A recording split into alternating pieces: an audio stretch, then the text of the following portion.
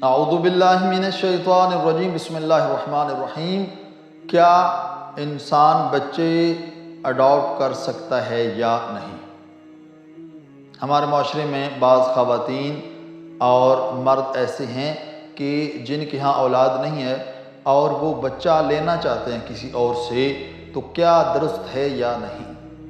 تو یاد رکھیں، اسلام میں یتیم بچے کو گود لینا ایک احسن اقدام ہے۔ حوصلہ افزائی کی گئی ہے اس شخص کی کہ جو کسی یتیم بچے کو سہارا دے، اس کی تعلیم و تربیت کا بندوبست کرے، اس کے لیے اچھا کھانا اور اچھی رہائش کا بندوبست کرے، اس کو بہت زیادہ اسلام نے سراہا ہے۔ لیکن چند باتیں ایسی ہیں کہ جن کی طرف توجہ کرنا ضروری ہے۔ سب سے پہلی بات یہ کہ جو بچہ اڈاپٹ کرنے سے پہلے آپ کا نامحرم ہے، وہ آپ جب اڈاپٹ کر لیں گے تو اس کے بعد بھی آپ کا نامحرم ہی رہے گا۔ اگر آپ کا محرم ہے تو پھر تو مسئلہ نہیں ہے، پھر تو اگر آپ لے لیں گے اس کو پھر آپ کا محرم ہی رہے گا۔ لیکن اگر نامحرم ہے تو پھر چند باتیں ہیں کہ جن کا خیال رکھنا ضروری ہے۔ اس میں سب سے پہلی چیز یہ ہے کہ آپ اگر لڑکی لینا چاہتے ہیں تو کوشش کریں آپ کہ جو شوہر ہے اس کے رشتہ داروں میں سے ہونی چاہیے، یعنی جو اس کی محرم ہے، اس کے بھائی کی بیٹی ہے مثلا، تو وہ اگر اڈاپٹ کریں گے آپ تو آپ کے لیے محرم نامحرم کا مسئلہ وہ نہیں ہوگا۔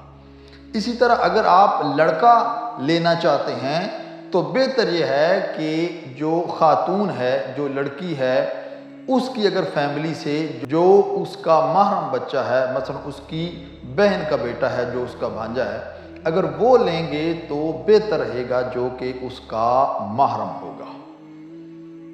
کیونکہ اگر آپ ان چیزوں کا خیال نہیں رکھیں گے تو گھر کے اندر مسئلہ بنے گا یہ کہ تو لڑکی ہے تو جب وہ بالغ ہوگی تو اپنے باپ کے لیے، جو ابھی اس کا باپ بنا ہوا ہے، اس کے لیے ہی نامحرم ہوگی۔ مسئلہ تو ہے یہ، پردہ کرنا واجب ہوگا۔ اسی طرح سے جس عورت نے بیٹا بنایا ہوا ہے اگر اس کا نامحرم ہے تو جب وہ بالغ ہوگا تو اس سے پردہ کرنا واجب ہو جائے گا اس کے لیے۔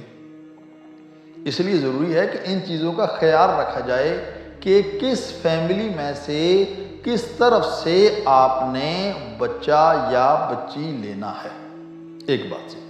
دوسرا یہ ہے کہ چاہے آپ اس کو اپنا بیٹا بنا لیں، لیکن یاد رہے کہ جب نکاح پڑھا جائے گا تو جو اس کا اصل والد ہے اس کا نام ہی پکارا جائے گا۔